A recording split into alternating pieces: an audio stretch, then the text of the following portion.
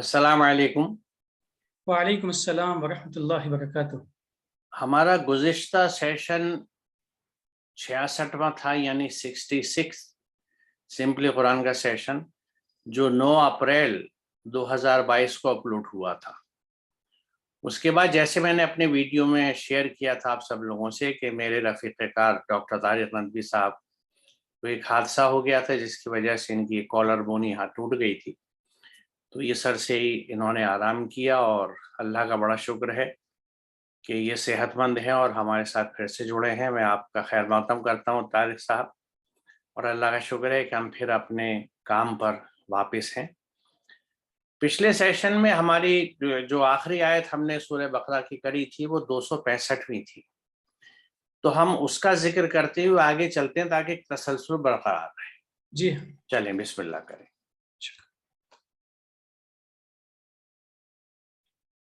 अऊज़ु बिल्लाहि मिनश शैतानिर रजीम, बिस्मिल्लाहिर रहमानिर रहीम।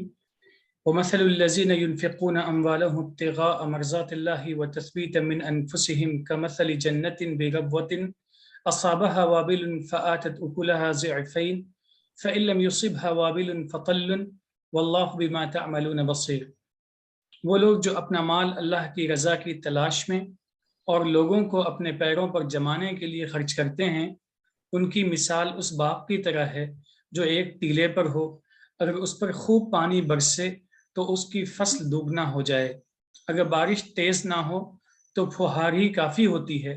और अल्लाह तुम्हारे हर काम को देख समझ रहा है। इसके बाद दूसरी आयत है, अभी उसका भी तर्जुमा मुकम्मल कर लेते हैं। जी। अयवद्दु अहदुकुम अन तकून लहू जन्नतुम मिन नखीलिन व अअनाबिन तजरी मिन तहतिहा अल-अनहार लहू फीहा मिन कुल्लि थमरात व असाबहुल किबरु व लहू ज़ुर्रिय्यतुन ज़ुअफ़ा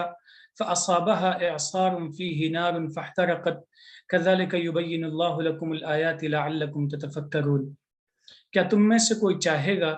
कि उसके पास खजूरों और अंगूरों के कुछ बाग हों जिनके निचले हिस्से में नदियां बहती हों, उसके लिए इन बागों में हर तरह के फल हों, और वो बूढ़ा हो जाए और उसके कमज़ोर बच्चे हों,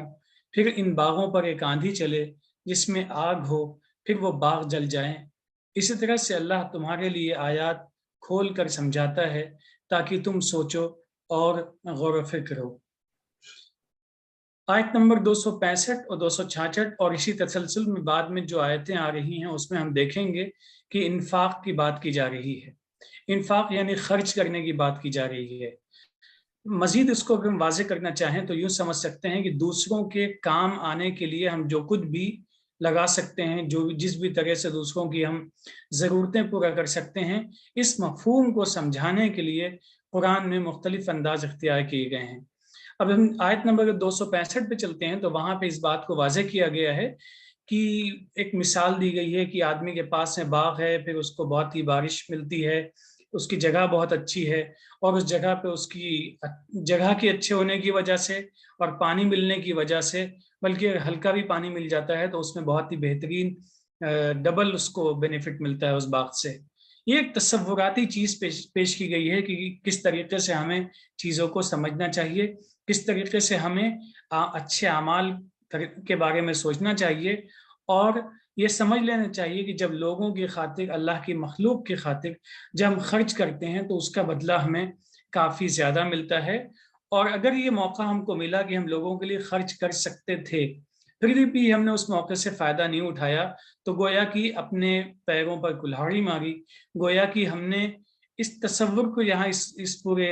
अंदाज में समझ सकते हैं कि मौका मिला था, उसके बावजूद भी मौके को गंवा दिया। एक बेहतरीन सरसब्ज बाग मिला, लेकिन आंधी चली और वो बाग खत्म हो गया, और बहुत ही ऐसी कंडीशन में बाग खत्म हुआ जिस वक्त हमें बहुत सख्त ज़रूरत थी। अब एक चीज़ और भी हमें समझ लेना चाहिए, कुरान मजीद जिस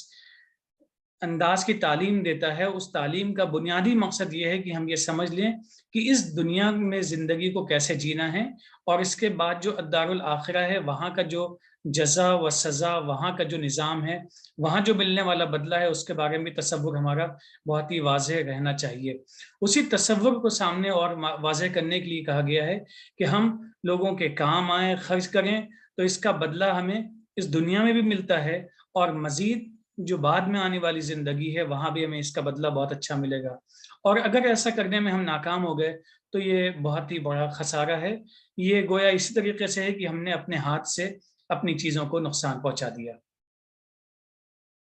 جی آپ نے درست فرمایا. یہ دونوں جو آیات ہیں ایک منظر پیش کرتی ہے اس شخص کا کہ جو لوگ اللہ کی راہ میں خرچ کرتا ہے، لوگوں کے لیے خرچ کرتا ہے، اور اس کے ریٹرن اسے جو ملتے ہیں وہ بتایا جا رہا ہے. اور دوسرے واقعے میں ایسا گمان ہے کہ یہ سب چیزیں ہیں آپ کے پاس،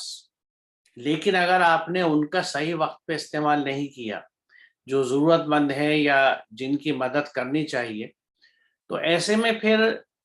ہمیں یہ سوچنا چاہیے کہ اگر یہ چیزیں، یہ وسائل جو ہمارے پاس ہیں جو اللہ کا فضل ہے، یہ اگر یکلخ ختم ہو جائے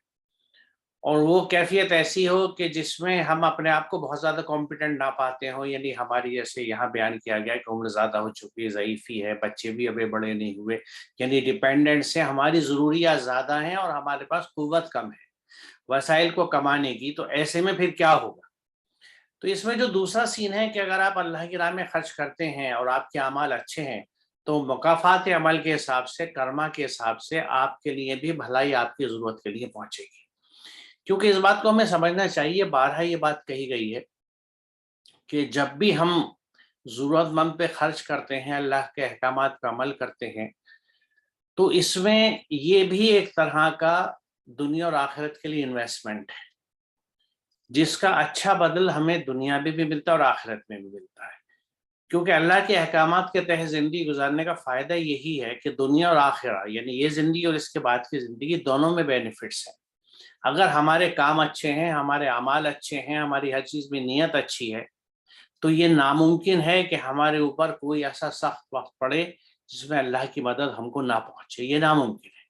قرآن کے اعتبار سے جو اللہ تعالیٰ نے ہمیں سمجھایا اور احکامات دیے. ابھی ہم ایک چیز کی طرف توجہ دلانا چاہوں گا کہ اس آیت کے حصے میں آخر میں جب کہا گیا ہے کہ اسی طرح سے اللہ تمہارے لیے آیات کھول کر سمجھاتا ہے تاکہ تم تفکر کرو، غور و فکر کرو، سوچو. تو یہ سوچنے کے تعلق سے میں کچھ اور چیزیں شیئر کرنا چاہوں گا یہاں پہ، یعنی چند آیات جس سے ہم یہ دیکھیں گے کہ کس طرح سے اور کن چیزوں پہ اللہ تعالیٰ نے غور و فکر کا ہمیں حکم دیا ہے. یہ آل عمران کی 2 آیتیں میں نے لی ہیں، 190 اور 191، جس میں یہ بیان کرتا ہے اللہ تعالیٰ کہ یقیناً آسمانوں اور زمین کی پیدائش اور مخلوق میں اور رات دن کی ہیر پھیر میں عقل مندوں کے لیے نشانیاں ہیں جو کھڑے بیٹھے اور اپنی کروٹوں پر، یعنی ہر حال میں اللہ کو یاد کرتے ہیں اور آسمانوں اور زمین کی پیدائش میں غور و فکر کرتے ہیں اور نتیجن بول اٹھتے ہیں کہ ہمارے رب تو نے یہ بے فائدہ، یعنی باطل نہیں بنایا، جھوٹ نہیں بلایا، تو پاک ہے، بس ہمیں آگ کے عذاب سے بچا دے. تمام تعریفیں تیرے لیے ہیں، تو ہمیں آگ کے عذاب سے بچا دے. تو یہاں پہ آسمان اور زمین کی پیدائش میں غور و فکر کی بات کی گئی ہے. یعنی جتنی کریشنز ہیں، جو بھی تخلیقات اللہ کے ہمارے چاروں طرف ہیں، اور جو پروسیسز چاروں طرف ہوتے ہیں، جیسا رات اور دن کا آنا جانا ایک پروسیس ہے، ایک عمل ہے، ایسے بہت سارے عمل ہوتے ہیں. ہوائیں چلتی ہیں، صبح کو جب دھوپ نکلتی ہے تو ایک منظر ہوتا ہے، سبز پتے اپنے خوراک بنانے کا کام شروع کرتے ہیں، جانور اپنی طرف چلتے ہیں، پرندے اپنی طرف اڑتے ہیں. اس میں ہر چیز میں اللہ تعالیٰ کہتا ہے کہ اگر تم غور و فکر کرو گے تو یہ ہماری آیات ہے. آیات کیا ہوتی ہیں؟ جو ہمیں اپنی منزل کا بھی پتہ دے دیں، یعنی اللہ تعالیٰ کی طرف ہمارے رخ کو موڑ دیں اور ہمیں ہدایت بھی دے دیں، ہمیں کچھ نصیحت بھی دے دیں. تو یہاں ایک بہت اہم چیز جو ہمیں ذہن میں رکھنی ہے کہ اس کائنات کی ہر تخلیق اور ہر پروسیس جو ہے اس پہ اللہ تعالیٰ ہمیں غور و فکر کی نصیحت کرتا ہے اور ایسے لوگوں کو وہ عقل مند بناتا ہے، عقل مند بتاتا ہے کہ یہ لوگ عقل مند ہیں. کیونکہ پچھلی آیت آپ دیکھیں کہ آسمان زمین کی پیدائش / مخلوق میں اور رات دن کے اخبار میں عقل مندوں کے لیے نشانیاں ہیں جو کھڑے بیٹھے اور کروٹوں میں ہر حال کو اللہ کو یاد کرتے ہیں اور آسمان و زمین کی پیدائش میں غور و فکر کرتے ہیں. تو غور و فکر کرنا آسمان و زمین کی پیدائش میں، یعنی کائناتی آیات، جس کو ہم اللہ کی کریشنز کہتے ہیں. تو کائناتی آیات میں غور و فکر کا یہاں حکم ہے. اب آگے دیکھیں آپ سورہ محمد کی آیت نمبر 24 میں کہ تو کیا وہ قرآن میں غور نہیں کرتے؟ کیا ان کے دلوں پر تالے پڑے ہوئے ہیں؟ افلا یتدبرون القرآن ام علی قلوب اقفالها. تو قرآن پہ جو لوگ غور و فکر نہیں کرتے، تفکر نہیں کرتے، یعنی دیکھیے پچھلی 2 آیتوں میں ہمیں اللہ تعالیٰ نے کائنات کی آیتوں پہ غور و فکر اور تفکر اور تدبر کیا حکم دیا تھا کہ we must ponder upon the creations of اللہ سبحانہ وتعالیٰ، کہ کائنات میں جتنی اللہ کی مخلوق پھیلی ہوئی ہے، تخلیقات پھیلی ہوئی ہیں، ان پہ ہم غور و فکر کریں تاکہ وہاں سے ہمیں ہدایت بھی ملے، اس ماڈل کو دیکھ کے ہم اپنا کام کریں، اور ساتھ میں اللہ کی عظمت کا احساس ہو، اور اس سے ہماری بندگی مضبوط ہوتی ہے۔ یعنی یہ چیزیں بھی ایک طرح سے معرفت الہی کے لیے آج استعمال ہونی چاہیے اور ہو سکتی ہیں، اور ہوتی ہیں جہاں لوگ اس فکر اور سوچ کے ساتھ مطالعہ کرتے ہیں۔ یہاں پہ قرآن کی آیات پہ تفکر و تدبر کی بات ہے کہ قرآن پہ غور نہیں کرتے، کیا ان کے دلوں پر تالے پڑے ہوئے ہیں؟ اب دیکھیں یہاں پہ اگلی آیت جس پہ ہم نے ابھی بات کری، یہاں پہ بھی ایک واقعہ بیان کیا گیا ہے، اور اس کو اپنی آیات بتا کے اللہ یہ کہہ رہا ہے کہ ہم آیات کو کھول کر تمہارے سامنے رکھتے ہیں تاکہ تم سوچو اور غور فکر کرو۔ تو اب یہ منظر نامہ بھی اس لیے رکھا گیا ہے کہ ایسی سچویشنز میں ہمیں کیا کرنا چاہیے۔ ہم اللہ کے احکامات کے حساب سے اگر اپنے دیے ہوئے مال کو اور رزق کو اور اپنے صلاحیتوں کو استعمال کرتے ہیں تو یقیناً ہم پہ ایسا خراب وقت نہیں آئے گا کہ ہمارے عین ضعیفی میں، بڑھاپے میں، جب ہمارے پاس ریسورسز کم ہیں، ہمارے پاس پوٹینشیل بھی کم ہو چکا ہے، اور ایسے میں ہماری ضروریات بڑھی ہوئی ہیں مختلف وجوہات سے، جس میں سے ایک ریزن یہ دی گئی ہے کہ بچے چھوٹے ہیں، یا اور کوئی بھی ریزن ہو سکتی ہے۔ تو ایسے میں جب مجھے زیادہ ضرورت ہے رزق کی اور اللہ کے فضل کی، تو ایسے میں میرے پاس جو کچھ بھی ہے وہ ایک دم کسی بھی وجہ سے برباد ہو جائے، کسی وجہ سے ختم ہو جائے، تو ایسے میں کیا ہوگا؟ تو یہ چیز ذہن میں رکھنی چاہیے کہ اگر اللہ کے احکامات پہ ہم چلتے رہتے ہیں اور جو کچھ فضل اللہ کا اور رزق ہے ہمارے پاس، اس کو اللہ کے احکامات کے حساب سے خرچ کرتے ہیں، صرف اپنے اوپر نہیں رہتے، یعنی پوری زندگی میں نے اپنی تمام کمائی کو اپنے اوپر خرچ کیا یا اپنے اور اپنے بچوں کے فیوچر کو سیکیور کرنے کے لیے انویسٹ کر دیا۔ دیکھیے انویسٹمنٹ کے سلسلے میں آئندہ پھر کسی موقع سے بات ہوگی کہ انویسٹمنٹ میں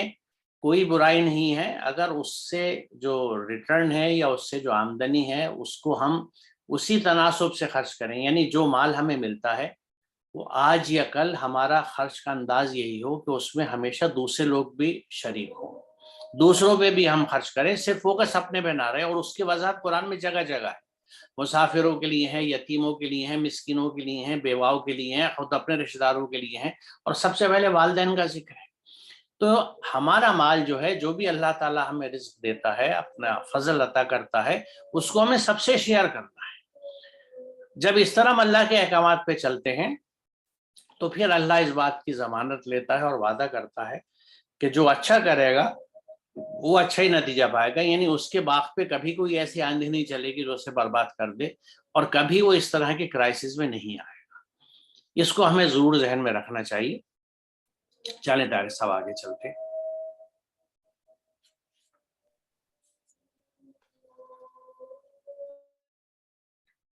يا أيها الذين آمنوا أنفقوا من طيبات ما كسبتم ومما أخرجنا لكم من الأرض ولا تيمموا الخبيث منه تنفقون ولستم بآخذيه إلا أن تغمضوا فيه واعلموا أن الله غني حميد۔ اے ایمان والو، تم لوگ اپنی کمائی میں سے اور جو کچھ ہم نے تمہارے لیے زمین سے نکالا ہے اس میں سے اچھی چیزوں کو خرچ کرو، اور خراب چیز مت چنو کہ جسے تم دوسروں کے لیے خرچ کرو لیکن تم خود اس سے نہیں لوگے، الا یہ کہ تم آنکھیں بند کر لو اور جان لو اللہ غنی اور حمید ہے۔ بظاہر اس آیت میں مفہوم بہت ہی واضح ہے کہ جب ہمیں خرچ کریں گے تو خرچ کرنے کا طریقہ کیا ہوگا۔ خرچ کرنے کا طریقہ یہ ہونا چاہیے کہ جو ہم اپنے لیے پسند کرتے ہیں وہی چیز ہمیں دوسروں کے لیے پسند کرنی چاہیے۔ جب ہم دوسروں کو کچھ دینا چاہیں تو پہلے دیکھ لیں کیا واقعی میں وہ چیز ہم اپنے لیے بھی پسند کرتے ہیں۔ یہ بہت ہی ایک عام فہم بات ہے جو ہمیں سمجھ لینی چاہیے، اور کبھی بھی ایسا نہیں کرنا چاہیے کہ جو چیز ہم خود پھینکنا چاہیں، اس کو ضائع کرنا چاہیں، ڈسٹ بن میں ڈالنا چاہیں،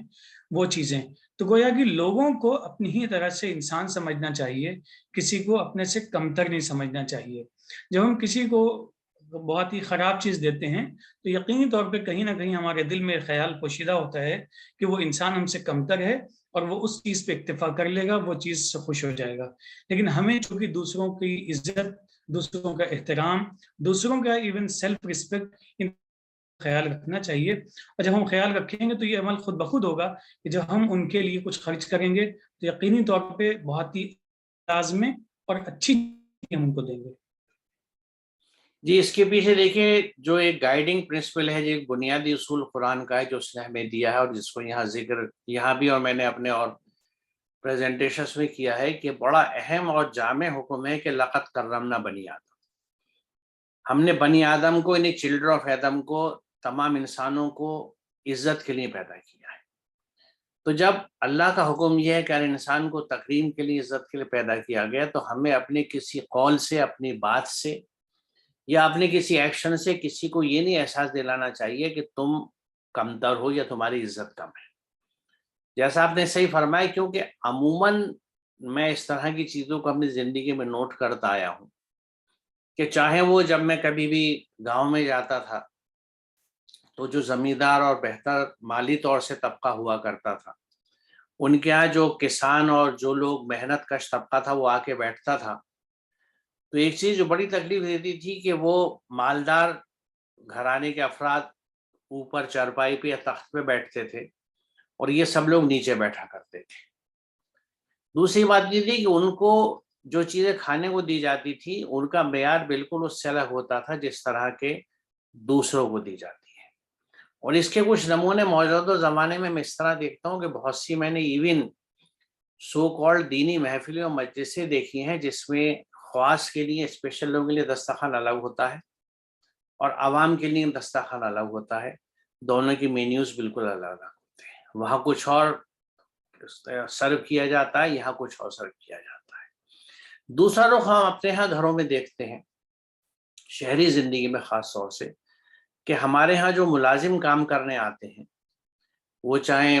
وہ گھریلو خادمائیں ہوں جو ہمارے گھر کے برتن اور جھاڑو پوچھا اور صفائی کرتی ہیں، ہمارے گھریلو اور گھر کی عورتوں کی اکثریت کی سوچ یہ ہوتی ہے کہ جو چیز بچ گئی، جو کھانا آج کھانے سے بچ گیا اس کو اگلے دن ہم نے اس کو دے دیا، جو روٹی باسی ہو گئی وہ اس کو دے دی گئی۔ یہ طریقہ اس کیس میں بہتر ہو سکتا ہے کہ جب اس باسی کھانے کو آپ بھی کھاتے ہو۔ اگر آپ اسے کھانا پسند نہیں کرتے، آپ اسے برا سمجھتے ہیں اور آپ کی سوچ یہ ہے کہ میں تو تازہ کھانا کھاتا ہوں، میں باسی نہیں کھاتا، تو پھر آپ جس کو دے رہے ہیں اس کا مطلب وہی ہوا جیسے ڈاکٹر طارق ندوی صاحب نے بھی فرمایا کہ ہم ان کو کمتر سمجھ رہے ہیں۔ تو ہمیں خیال یہ رکھنا چاہیے کہ ہمیں جو چیز بھی اللہ کی راہ میں یا اللہ کے احکامات کے تحت، کیونکہ جیسا اس کا حکم ہے کہ اپنے مال میں سے دوسروں کو بھی دو، تو اس میں اگر ہم اپنے مال کو اگر پیسے کی شکل میں دے رہے ہیں تو اس میں تو کوئی قباحت نہیں ہے کہ جب ہماری آمدنی ہوئی، چاہے وہ ہفتے کے ہفتے ہو یا مہینے کے مہینے ہو، تو اس میں سے جو حصہ ہم نکالتے ہیں غربا کے لیے، رشتہ داروں کے لیے، یا جو پیسے والدین کو دیتے ہیں، یا جس طرح بھی جو ڈسٹریبیوشن ہے اس کو ہم ہاتھ کے ہاتھ کرتے ہیں، یہ تو کوئی مسئلہ ہی نہیں ہوتا۔ لیکن جب ہم سامان میں سے دیتے ہیں کہ اگر پھل لائے ہیں یا کھانے کی اجناس لے کے آئے ہیں، تو اس میں ہم عموماً چیزیں جب کچھ خراب ہونے کے در پہ آنے لگتی ہیں اس نوعیت پہ پھر اس کو کسی غریب کو دیتے ہیں، یہ سوچ غلط ہے، یہ طریقہ غلط ہے۔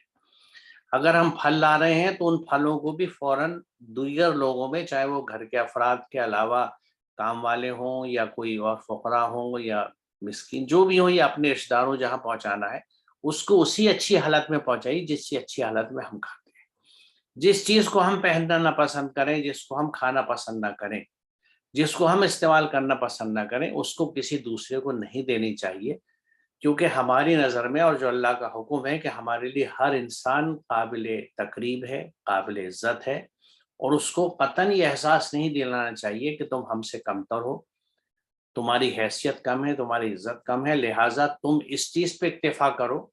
تم یہ تھوڑی سی خراب چیز یا باسی چیز کھا لو کیونکہ ہم تو تازہ کھائیں گے، کیونکہ ہم اللہ کی بہتر مخلوق ہیں، نعوذ باللہ۔ تو اس طرح کی سوچ سے بچنا چاہیے۔ یہ دیکھیے وہ اسلام ہے جو روزمرہ کی زندگی میں رہنا چاہیے، اور یہ ہماری اکثریت کے گھروں میں نہیں ہوتا۔ میں اپنی خود چشمدید بات آپ کو بتا رہا ہوں، اور آپ بھی اگر اپنے اطراف میں دیکھیں، اور اس میں یہ میں آپ کو بتاؤں کہ اس کو سمجھانا بڑا مشکل ہوتا ہے۔ آپ اپنے رشتہ داروں کو، گھر کی خواتین کو اگر اس کو سمجھانا چاہیں گے تو وہ آپ سے آسانی سے نہیں مانیں گی، آپ کو محنت کرنی پڑے گی، ورنہ روش یہ بنیں گے یا آپ کو انٹروین کرنا پڑے گا کہ بھئی یہ چیز ابھی دے دو اس سے پہلے کہ خراب ہو، جس کو بھی دینی ہے، کیونکہ ہماری اتنی استعمال نہیں ہو سکتی، زیادہ آ گئی ہے، زیادہ بن گئی ہے، تو ابھی اسے فوراً تقسیم کر دو جس کو بھی دینا ہے، اس سے قبل کہ کل پرسوں باسی کر کے اس کو دیا جائے۔ تو یہ ہم سب کی، کیونکہ دیکھیے ہم بھی اپنے گھروں کے معاملات کے لیے جواب دہ ہیں، جو ایک سماج میں عام روش ہے کہ بھئی گھر کے معاملے عورتیں دیکھیں گی، باہر کے معاملے مرد دیکھیں گے، ایسی تقسیم کہیں نہیں ہے۔ ہم سب اپنی جگہ مسلمان ہیں، اللہ کے بندے ہیں، انسان ہیں، اور اللہ کو جواب دیں،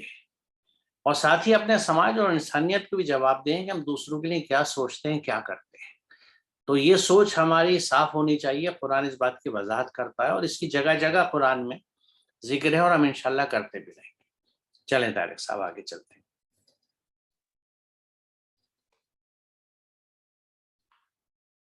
الشیطان یعدکم الفقر ویأمرکم بالفحشاء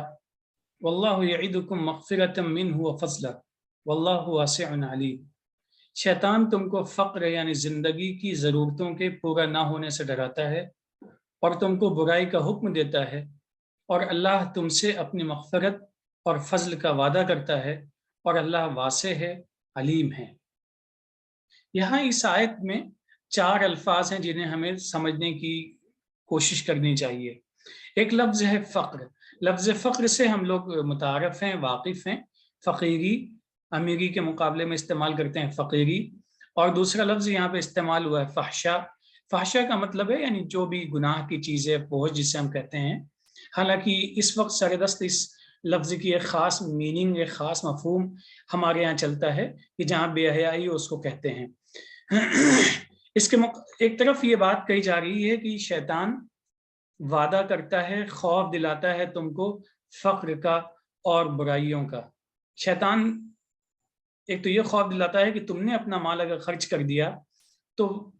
آڑے وقت میں مصیبت ہو جائے گی، جو ضرورتیں ہیں وہ مکمل نہیں ہو پائیں گی، جو فیوچر میں ان ایکسپیکٹڈ جو مشکلات ہو سکتی ہیں، غیر متوقع ہم جس سے کہتے ہیں، اگر ان میں سے کچھ سامنے آ گئی تو ہم کیا کریں گے۔ یہ سب شیطانی وسوسے ہوتے ہیں جو دل میں ہمارے آتے ہیں۔ دوسرا ایک چیز یہ بھی ہے، شیطان گناہوں کی طرف مائل کرتا ہے، فحش کی طرف مائل کرتا ہے۔ اس میں یہ ہے کہ فضول خرچی کو ہم سردست سمجھ سکتے ہیں کہ جہاں پہ جو کام کم پیسوں میں ہو سکتا ہے یا جو ضرورتیں ہم اپنی آسانی کے ساتھ پوری کر سکتے ہیں، ان ضرورتوں کو ہم زیادہ انویسٹمنٹ کر کے، زیادہ خرچ کر کے، زیادہ مصرف کر کے، زیادہ پیسے لگا کے پورا کرتے ہیں، وہ بھی ایک قسم کی برائی ہے۔ تو اس میں یہ بھی ہے کہ ہمیں اعتدال کی راہ اپنانی چاہیے، کم از کم میں جو چیزیں مینیج ہو جائیں کرنی چاہیے اور لوگوں کے کام آنا چاہیے۔ آخر ایسا کیوں؟ کیونکہ یہ اللہ کا حکم ہے، اور اللہ کے حکم پہ اگر ہم چلتے ہیں تو اللہ کی طرف سے 2 وعدے سردست ہمارے سامنے اس آیت میں مذکور ہیں۔ پہلا وعدہ تو یہ ہے کہ وہ مغفرت، یعنی جو مصیبتیں ہو سکتی ہیں اس دنیا میں، ان مصیبتوں سے پروٹیکشن ہم کو پرووائڈ کرے گا، اور جو مصیبتیں آخرت میں آ سکتی ہیں سامنے، ان مصیبتوں سے بھی ہمیں وہ پروٹیکشن پرووائڈ کرے گا۔ اور دوسری چیز یہ ہے کہ اللہ تعالیٰ فضل دینے والا ہے۔ فضل کوئی مقدار نہیں ہے، کوانٹٹی نہیں ہے، بلکہ یہ کیفیت کا نام ہے کہ جہاں پہ ہمیں جتنی ضرورت ہے وہ ضرورت مکمل طریقے سے پوری ہو جائے اور ساتھ میں اطمینان بھی ہو جائے۔ تو یہ 2 چیزیں ہیں جن کا اگر ہم ساتھ میں خیال رکھتے ہیں تو شیطان کے وساوس سے بچ جائیں گے، فضول خرچیوں سے بچ جائیں گے، کیونکہ اس کے بدلے میں جو کچھ ملنے والا ہے وہ بہت ہی اہم ہے۔ اور خرچ کے تعلق سے تھوڑی سی وضاحت اگر اتنی کر دی جائے کہ جب ہم خرچ کرتے ہیں تو اس سے ہمارے آس پاس میں اگر فراخی پیدا ہوتی ہے، لوگ انڈیپینڈنٹ ہوتے چلے جاتے ہیں، فائنینشلی وہ ان کے ہاں جو پریشانیاں تھیں وہ ختم ہوتی چلی جاتی ہیں۔ جب ان کی زندگی میں سکون ہوگا تو ہماری زندگی میں سکون خود بخود آتا چلا جائے گا۔ یہ ایک عملی چیز ہے، جو لوگ اس پہ عمل کرتے ہیں وہ اسے بخوبی سمجھتے بھی ہیں، اور جب ہم عمل نہیں کرتے ہیں تو اس کے نقصان بھی ہمارے سامنے آتے جاتے ہیں۔ اور دوسری چیز جو فضل ہے، اطمینان قلب ہے اور فراخی ہے، یہ چیزیں بھی ہمیں آسانی سے ملتی چلی جاتی ہیں۔ اور اگر ہم ایسا کرتے ہیں تو اللہ بڑی وسعت والا ہے اور جاننے والا ہے، یعنی وہ ہمیں نوازے گا بھی اپنے لحاظ سے، اور ہم جو کچھ کریں گے وہ اس سے ناواقف نہیں بلکہ وہ اس سے واقف ہے، اس کی نالج میں تمام چیزیں موجود ہیں۔ اس لیے ہمیں مطمئن رہنا چاہیے کہ ہم چھپ کے بھی کچھ کام کرتے ہیں، دوسروں کے کام آتے ہیں، تو یقینی طور پہ اللہ تعالیٰ اس سے واقف ہے اور اس کا ہمیں بہترین بدلہ عطا کرے گا۔ یہ بہت اہم آیت ہے اس معنی کر کہ اس میں دو زبردست کنٹراسٹ دکھائے گئے ہیں۔ پہلا حصہ جو ہے اس کا کہ شیطان جو ہے ہمیں فقر سے، یعنی ہر طرح کی تنگ دستی اور غربت سے ڈراتا رہتا ہے ہمیشہ، اور وہ ڈر اس کیفیت کا ہوتا ہے کہ بہت کم ایسے افراد اور لوگ ہوتے ہیں کہ جن کے پاس اگر مال آئے اور وہ پھر اللہ کے احکامات کی سروش پہ چلیں گے، بھئی اس میں سے کچھ حصہ ضرور میرا ہے لیکن باقی کو مجھے خرچ کرنا ہے۔ اب خرچ کرنے کی نوعیت کیا ہو سکتی ہے؟ ایک نوعیت یہ ہو سکتی ہے کہ اس وقت جو ان کے اطراف میں، پاس والوں میں، قرابت داروں میں، آس پڑوس میں، ورک پلیس پہ، ان کے کام کی جگہ پہ جو ضرورت مند ہیں، جن کی ضرورتیں ہیں اور انہیں معلوم ہے کہ، اور اس کا اندازہ بھی ہم رکھتے ہیں کہ کس آدمی کی آمدنی کیا ہے اور اس کے خرچے کتنے ہیں، بچوں کی فیس کتنی جاتی ہے، کیا اس کے اخراجات ہیں، تو ان کی ہم مدد کرتے ہیں۔ جو سرپلس ہمارے پاس ہے وہ ہم خود طے کریں گے، بھئی ہمارے پاس اس کا بجٹ کتنا ہے، اس مہینے کا، آگے مہینے کا۔ اور دوسرا رخ یہ ہے کہ اگر سرپلس ہمارے پاس ہے زیادہ تو ہم کوشش کریں کہ اس کو کسی سے انداز سے انویسٹ کریں کہ اس سے ہمیں یا تو ہم کچھ اور لوگوں کو روزگار دے سکیں، مثال کے طور پہ کوئی صنعت، کوئی کاروبار، کوئی کارخانہ اس طرح کا لگائیں جس میں کچھ لوگوں کو نوکری بھی ملے، بلکہ اگر ہم چاہیں تو ان کو حصے داری بھی دے سکتے ہیں۔ یعنی جیسے کوآپریٹو سسٹم کام کرتا ہے کہ پیسہ میرے پاس موجود تھا، اللہ نے فضل مجھے دیا تھا، لیکن اس سے میں نے ایک کارخانہ لگایا اور اس میں جو لوگ جڑے ان سب کی حصے داری کر دی، تو بھئی اس میں سے اب یہ سارا سرمایہ جو ہے اس کے حصے دار تم ہو، چاہیں تو اپنا بھی ایک حصہ یا کچھ حصہ رکھیں ورنہ سب ان کو دے دیں، اور ان پہ ایک طرح سے ذمہ داری آ جائے گی کہ اس سسٹم کو تم ٹھیک سے چلاؤ گے، تو اس سے جو نفع آئیں گے تو بہاتے رہیں گے۔ اور اس میں ہم پیش بندی اپنی کر سکتے ہیں کہ اس طرح کے کاغذات تیار کریں کہ وہ اس کو فروخت نہیں کریں گے، اور اگر اس میں کوئی نقصان ہوگا تو ان سے یہ جو ایگریمنٹ ہے کینسل ہو جائے گا۔ یہ سب احتیاط اس لیے ضروری ہے کہ اس میں کوئی لوگ اگر زیادہ آج کے زمانے کے حساب سے اسمارٹ بنے اور سسٹم کو کولیپس کرنا چاہیں یا بیچ کے اس پیسے کو لے کے نکلنا چاہیں تو وہ احتیاط ہم، کیونکہ یہ احتیاط ہے، عقل کا تقاضا ہے، اللہ نے ہمیں عقل دی ہے، پیش بندی کی ہے، لیکن عرض یہ ہے کہ انویسٹمنٹ ہم کر رہے ہیں دوسروں کے بھلے کے لیے، چاہے براہ راست مالی طور سے مدد کر دیں یا ان کے لیے روزگار یا بہتر روزگار کا انتظام کر دیں۔ تو ایسے میں جب بھی یہ سوچ ہم، یعنی یہ نیت کرتے ہیں، تو احساس یہ ہوتا ہے کہ کل کو اگر کاروبار ہلکا ہو گیا یا ہمیں کام نہیں ملا یا ہمارے پاس پیسے نہیں آئے تو کیا ہوگا۔ اور یہ اکثر ہوتا ہے، کیونکہ جب آپ کسی سے، میرے اپنی زندگی کے تجربے ہیں، کیونکہ زندگی میں بہت سی ضروریات کے تحت لوگوں کے پاس میں گیا ہوں، اور یہ بھی میں عرض کر دوں کہ وہ میری ذاتی نہیں ہوتی تھی، مثال طور پہ کہیں پہ کوئی مسجد بن رہی ہے یا کہیں پہ کوئی یتیم خانہ بن رہا ہے یا کہیں پہ کوئی اس طرح کا اجتماعی خیر کا کام ہو رہا ہے اور اس کے لیے لوگ چندے جمع کرتے ہیں، تو میں نے بھی اپنی شروع زندگی میں، اسٹوڈنٹ لائف میں، اس کے بعد جب اکٹھے کیے چندے، ایون اپنے اسکول کے لیے، تو اس میں لوگوں کی روش یہ دیکھتا تھا کہ وہ کہتے ہیں بھائی اس وقت تو بڑا مندہ ہے، کوئی کہتا تھا ہاتھ تانگے، نہیں بھائی ابھی ہمارے پاس نہیں ہے۔ تو ایسے میں جن کے پاس ہوتا تھا وہ بھی نہیں دیتے تھے، تو ہم سوچیں کہ اگر ہے ان کے پاس تو وہ کیوں نہیں دیتے، انہیں کس چیز کا خوف ہے؟ انہیں مال سے محبت ہے، واضح بات نظر آتی ہے۔ دوسری کہ انہیں ڈر یہ ہے کہ کل کو اگر آمدنی کم ہو گئی، یہ مال نہیں آتا، یہ پیسہ نہیں آتا، یہ منافع نہیں آتا، تو میرا کل کیسے گزرے۔ تو اس کا مطلب ہے وہ اپنے کل کے لیے، اپنے کل کے بھلے کے لیے مال کو بچا کے رکھنا چاہتے ہیں، اور یہ سمجھتے ہیں کہ مال ان کے کام آ جائے گا، جبکہ حقیقت یہ ہے کہ مال کے جانے میں دیر نہیں لگتی، کسی بھی وجہ سے جا سکتا ہے، قدرتی آفات میں بھی چلا جاتا ہے، نقصان میں بھی جا سکتا ہے، چوری ڈکیتی میں بھی جا سکتا ہے، دکھ بیماری میں بھی جا سکتا ہے۔ لیکن دوسرا رخ یہ ہے کہ اگر اس مال کو ہم اللہ کے احکامات کے حساب سے خرچ کر کے اپنے اللہ کو راضی کرتے ہیں، تو مکافات عملی کرما کے تحت آج میں اچھا کروں گا تو کل میرے ساتھ اچھا ہوگا۔ تو یہ چیز یہاں سمجھنے کی بہت ضروری ہے۔ اور اس کے ساتھ جو دوسری بات کہی جا رہی ہے کہ یامرکم بالفحشاء ہے، فحش میں ہر طرح کی برائی آتی ہے، اور یہاں یہ چیز غور کرنے کی ہے کہ یہ حکم کیسے دیتا ہے، کس طرح سے ہمیں برائی کی طرف حکم دیتا ہے۔ کیونکہ اگر ہم دیکھیں اپنی زندگی میں تو یا تو اگر اللہ کا فضل ہے اور ہم ہدایت کے راستے پہ ہیں تو اللہ کے احکامات ہیں جن سے ہم اگر واقف ہیں تو اس پہ ہم چلتے ہیں، لیکن اگر یہ احکامات سے ہم واقف نہیں اور ان پہ ہم عمل نہیں کرتے تو ہمیں یعنی ہو ڈرائیوز اس، ہمیں چلاتا کون ہے، میری شخصیت کو، جو میرے کام کو، میری ڈیڈس کو کنٹرول کرتی ہے، who controls it, who drives it. تو اس میں دیکھوں گا سب سے بڑا جو ڈرائیور ہے میرا نفس ہے، میرا دل، میں جیسا چاہتا ہوں. یا جو دوسرے ڈرائیورس ہیں وہ سماج یا طریقتیں یا فیشن یا ٹرینڈس ہیں جو مجھے وہ کام کراتے ہیں کہ جو اس وقت کے چلن ہوتے ہیں. تو پہلی چیز جو ہے وہ یہ میرا نفس ہے، دل ہے، قلب ہے، اور سب سے بڑا شیطان یہی ہے، کیونکہ یہی حکم لگاتا رہتا ہے جو برائیوں کی طرف لے کے جاتا ہے. بڑے موزی کو مارا، نفس امارہ کو گر مارا، نہنگو ازدہا شیر مارا تو کیا مارا. نفس امارہ وہ نفس جو برائیوں کی طرف لے جانے والا ہے، اس کو مار دیا آپ نے تو بہت بڑے موزی کو مار دیا. کیا آپ نے شیر مارے یا اور بڑے بڑے جانور مار دیا آپ نے، اس سے کوئی فرق نہیں پڑتا. You are the real conqueror if you can conquer your own low desires. اگر آپ اپنی خواہشات پہ، اپنے نفس پہ قابو پا سکتے ہیں، اس جانور کو لگام لگا سکتے ہیں، تو آپ سب سے بڑے فاتح ہیں. اور اس میں قرآن اور قرآن کے راستے ہی آپ کی مدد کرتے ہیں اور کسی راستے سے آپ نہیں کر سکتے. تو ہر برائی کا حکم جو ہے وہ دل سے انیشیٹ ہوتا ہے،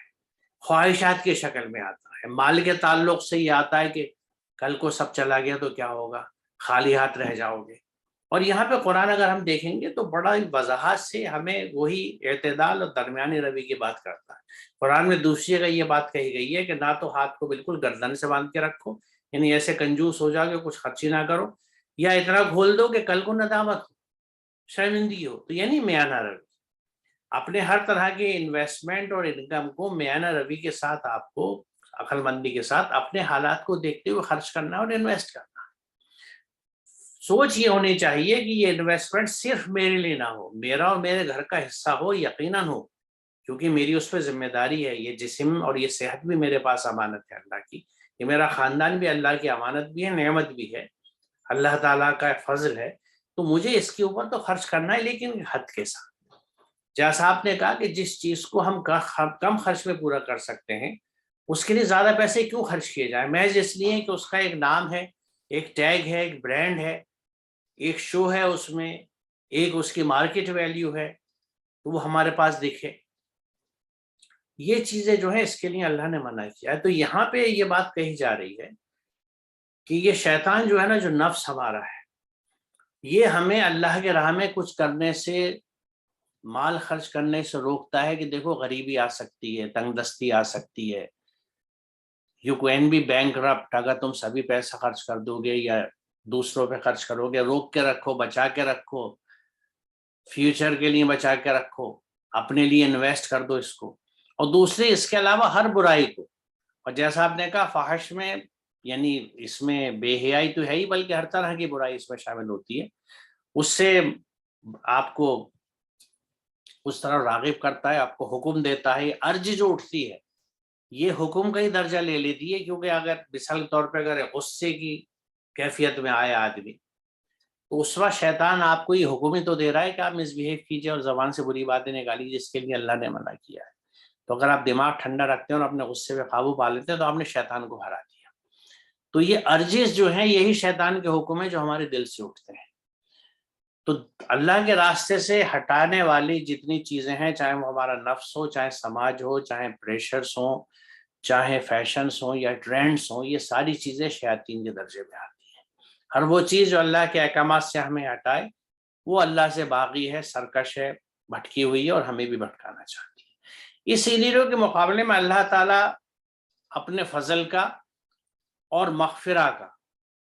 یعنی ان تمام چیزوں سے، اس فقر و فاقہ سے حفاظت کا انتظام کرائے گا آپ کو. یہاں فقرہ کے مقابلے میں غفرہ آیا ہے،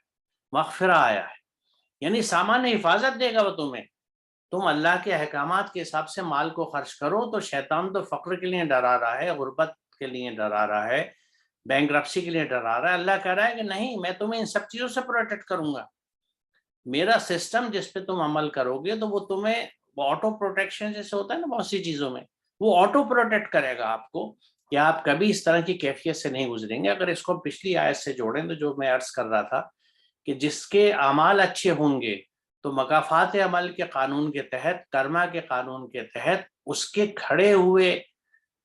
باغوں کے اوپر کبھی بھی ایسی آندھی نہیں چلے گی جو اس کو تباہ کر دے، خاص طور سے کہ جس وقت اس کی ضروریات بہت زیادہ ہے، کیونکہ اللہ کا وعدہ ہے۔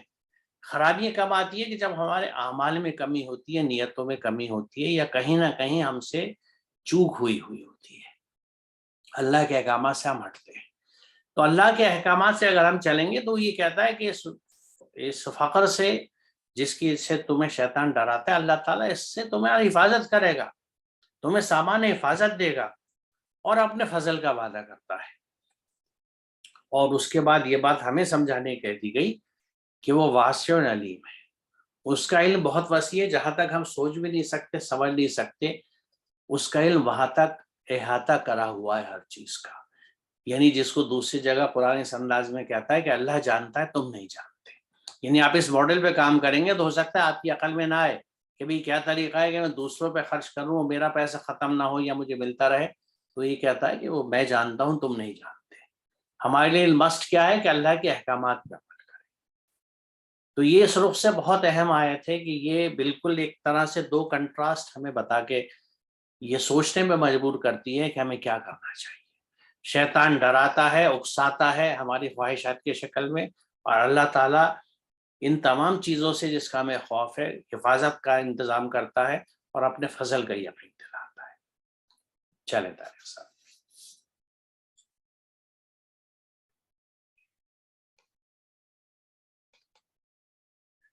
يؤتي الحكمة من يشاء ومن يؤت الحكمة فقد أوتي خيرا كثيرا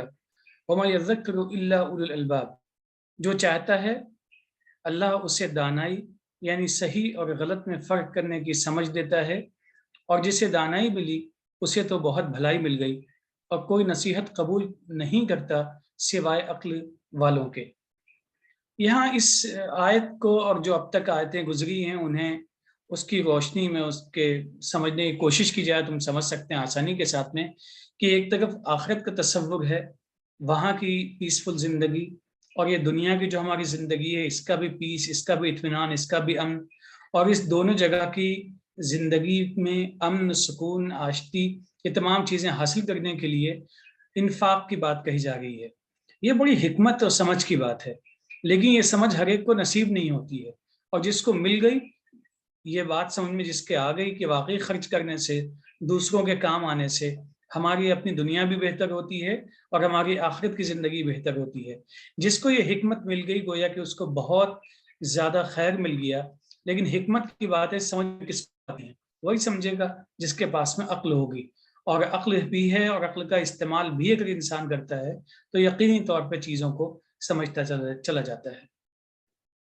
دیکھیے، حکمت کے بنیادی معنی روکنے اور منع کرنے کے ہیں، تاکہ انسان حدود کے اندر رہے۔ اللہ نے جو حدود بنائی ہیں، ہر ایک کے حقوق اور واجبات کی حد مقرر ہے، اور اس کے ساتھ انصاف کی سمجھ اور اس پہ عمل۔ اب اس کے لیے جو یہ بات ہے کہ جو چاہتا ہے، تو یعنی اس بات کو ہمیں ذہن میں رکھنا ہے کہ اگر میں کسی چیز کو چاہتا ہوں کرنا تو اس کے لیے ایفرٹ کرنا، تو محض چاہنے سے نہیں ہوتا، ایفرٹ ضروری ہے۔ اور وہ ایفرٹ جو ہے حکمت حاصل کرنے کی، اس کی بنیادی چیز اس کو یعنی ایک جملے میں سمیٹوں تو وہ یہ ہے کہ ہم اپنے علم کو اور عقل کو اگر اللہ کے احکامات کے تحت استعمال کرتے ہیں تو حکمت ملتی ہے۔ پھر دہراؤں گا اس بات کو کہ علم و عقل کو، عقل کی مدد سے علم حاصل کیا، اس کا استعمال اگر اللہ کی ہدایت اور اللہ کے احکامات کے تحت ہوتا ہے تو حکمت نصیب ہوتی ہے۔ ہر چیز کو کیسے استعمال کرنا ہے، کہاں پہ کس چیز کی حد ہے، ان حدود میں رہتے ہوئے کس طرح انصاف کیا جا سکتا ہے ہر ایک کے حقوق کے ساتھ، ہر ذمہ داری کے ساتھ۔ یہ حکمت جو ہے، یہ جو انڈرسٹینڈنگ ہے، یہ جو اسٹریٹجی ہے، ہمیں یہ ملتی جب ہے۔ اگر دیکھیے اگر یہ نہیں ہے اور محض علم و عقل کا ساتھ ہے، کیونکہ ایک سین وہ ہے کہ صرف عقل ہے، کیونکہ ہر انسان کو اللہ تعالیٰ نے عقل کے ساتھ پیدا کیا ہے، اور جیسا سورہ 3 میں ہے کہ لقد خلقنا الانسان فی احسن تقویم، بہترین ساخت پہ انسان کو بنایا. تو ساخت جو ہے صرف باہری نہیں ہے، اس کا اندر کا ہر سسٹم، چاہے وہ سرکولیٹری سسٹم ہو، ڈائجسٹو سسٹم ہو، بہترین بنایا ہے اللہ نے. اسی طرح سے اس کی سوچ سمجھ، اس کا نروس سسٹم، اس کی برین اسٹرکچر، میموری، یہ سب چیزیں بہترین بنائی ہے. ہر انسان اس کے ساتھ پیدا ہوتا ہے. لیکن اب جس کو مواقع ملتے ہیں یا جو خود کوشش کرتا ہے یا اس کا سماج مدد کرتا ہے اور اس کو علم بھی حاصل ہو جاتا ہے، تو اب اس کے پاس اس عقل کے ساتھ اور اس علم کو حاصل کرنے کے لیے اللہ تعالیٰ نے اپنی نعمتیں اس کو دی ہیں، سائنسز کی شکل میں، عقل کے علاوہ جو اس کا حصہ ہے. تو ان سے وہ علم حاصل کرتا ہے. تو اگر وہ اللہ کی ہدایت کو نہیں جانتا، گائیڈنس کو نہیں جانتا، تو اس علم کی مدد سے وہ کسی بھی چیز کا استعمال کسی طرح بھی کر سکتا ہے. لیکن اگر اللہ کی ہدایت اور گائیڈنس اس کے ساتھ ہے، ڈیوائن گائیڈنس اس کے پاس ہے، تو پھر وہ اپنے عقل کو علم کی روشنی میں جن چیزوں کے لیے استعمال کرے گا وہ سب خیر کے پہلو ہوں گے اور وہی سچی حکمت ہوگی. تو یہاں اس بات کو ذہن میں رکھنا چاہیے کہ پہلی بات تو یہ کہ حکمت کا حصول خود کرنا پڑتا ہے، کوشش کرنی پڑتی ہے، اور اس کے لیے اللہ کی ہدایت کو سمجھنا بہت ضروری ہے. یعنی قرآن کو اگر ہم نہیں سمجھتے تو ہم چیزوں کی حکمت نہیں سمجھ سکتے، نہ دنیا کے معاملات کی نہ آخرات کے معاملات کی. تو اس کے لیے جہاں عقل تو ہے ہمارے پاس اللہ نے دی ہے، اس کو علم کی مدد سے، علم کی روشنی سے آگے لے کے چلنا، اور اس میں ہدایت جو ہے وہ قرآن سے، ڈیوائن اللہ کے احکامات جو ان سے ہونے چاہیے. میرے خیال میں یہاں روکتے ہیں ہم طارق صاحب آج، جی ہاں، جی ہاں. اور انشاءاللہ اگلے سیشن میں اس سے آگے چلیں گے ہم. آخر دعوانا الحمدللہ رب العالمین. السلام علیکم. وعلیکم السلام.